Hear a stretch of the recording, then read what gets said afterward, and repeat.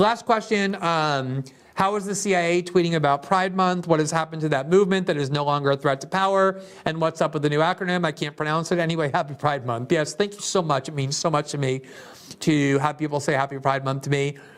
I first read about this new tactic of the U.S. security state commandeering this liberal social justice language in 2015 when the GCHQ, which is the counterpart, the British counterpart at the NSA, although far more extreme, they're kind of tasked with doing the dirty stuff that's so dirty not even the NSA will do it, bathed its headquarters in the lights of the rainbow flag. And the obvious tactic there is to win approval among liberal opinion by presenting themselves as these kind of guardians of LGBTQ2AI plus values I've been practicing. There's video of Justin Trudeau standing up and saying, I will never apologize for defending the rights of LGBT, and he had to say it 8 times because he used a very long acronym that included two-spirit and asexual and intersex and a bunch of other acronyms, and so he stumbled many, many times. But I did not. I'm proud of myself for being able to say. But it isn't just now that these agencies are co-opting the symbolism. They're actually justifying U.S. foreign policy, including wars and bombing campaigns and sanctions, increasingly in the name of the LGBT cause. They oftentimes, even with Ukraine, will point out that Ukraine is better for trans people than Russia, and they'll show some trans soldier who's embraced by the Ukrainian army. I'd like to see a trans person near the Azov battalion and see how they're treated. But LGBT causes are becoming increasingly integrated into not just the symbolism and justification rhetorically for the U.S. foreign policy and the U.S. foreign policy establishment, but also the substantive justifications for regime change and wars. Oh, that country is very hostile to LGBTs, as though that means we now have to go change that government. And the idea that it used to be this kind of marginalized movement, I think, was part of the appeal.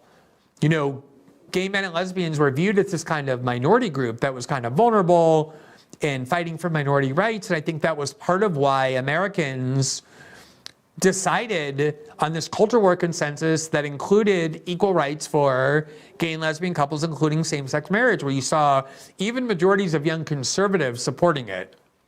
And I think what has happened now, and I saw this video this morning that someone showed me exactly in the context of this question, of the San Francisco gay men chorus singing a song, the title of which is Yes, We Will Convert Your Children. And it was kind of this song that was designed to torment the fears of parents that the LGBT movement is coming to recruit people's kids, saying, yes, we are going to recruit your kids. And of course, it didn't proclaim that the recruitment would be conversion into being gay or pedophilia. It was designed to play on this kind of claim that the LGBTQ, look, I did the Trudeau stumble, movement is coming for people's kids in the sense of making them accepting and supportive of the LGBTQ agenda.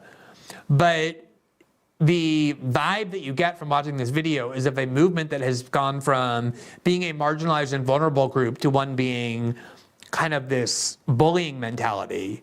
They do know they have institutions of power on their side. And so the idea of this culture war consensus, I was going to write about this, I probably will for next week, that was achieved. People forget now with the culture war raging that there was recently a consensus achieved where the idea basically was the LGBT movement convinced Americans they had no interest in people's children.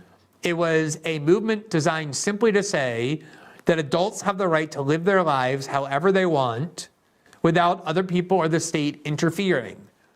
And that was a consensus most Americans ultimately were willing to accept. We don't care what our neighbor does in terms of who they choose as their spouse or who they love.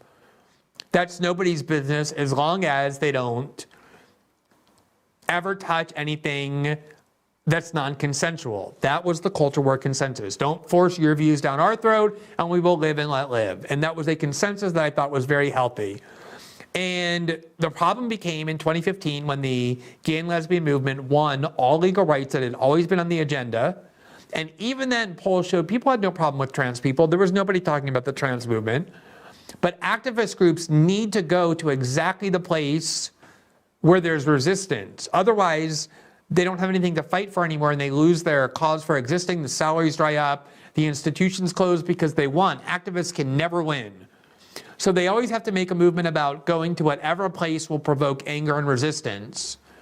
And they picked up the mantle of the trans movement, but even there, that wasn't enough to provoke anger and resistance because people don't care if their neighbor down the street who's born a boy wants to live as a woman or born a girl wants to live as a man. It's just live and let live. People, Americans really don't care. Not all, obviously, some care, but most don't. And so in order to provoke the anger that activist groups fuel on, they had to bring this into the realm of children by saying, no, we want to teach your children about gender ideology. We want to enable your kids to seek out gender affirming care, even if you oppose it. If you oppose your kids being taught about this, we will call you a bigot. If you oppose your kids getting treatment before they're 18, before they're 15, we will say you're abusing your children. We will take them away from you. We will deny you custody. And this song that the gay men's choir in San Francisco is singing is basically a celebration of the idea that they no longer have to pretend about trying to foster a consensus because they're now the ones in power. And they can say exactly the thing that they know most will upset people without fear because they are the ones that have establishment authority and establishment institutions on their side. And they're right about that. And I think it's become a movement of great excess for exactly that reason. And that's the way in which all human institutions, all human factions, and individuals are susceptible to being corrupted by power. Whoever has power in their hands is going to want to abuse it. And you can see who the people are in American political life. They're kind of like the new moral majority. Back when in the 80s and 90s, when I was coming of age as a gay adolescent and then a gay man, the new moral majority, Pat Robertson just died today, the moral majority of Jerry Falwell, Pat Robertson, was very much based on this idea that we do want to control your life as adults, and they lost. And the new moral majority is now these people who say that it is not enough that you respect our rights, you have to applaud us and cheer us and recite from our books and let us teach your children about the merit of our views. And the reason they're doing that is because they can. They have the power to do so. And it really has become an inverted movement, at least in terms of the values that I always felt was driving it, and that made me feel an affinity with it. For the most part, at least when it comes to these kinds of extreme sectors, feel the opposite of affinity.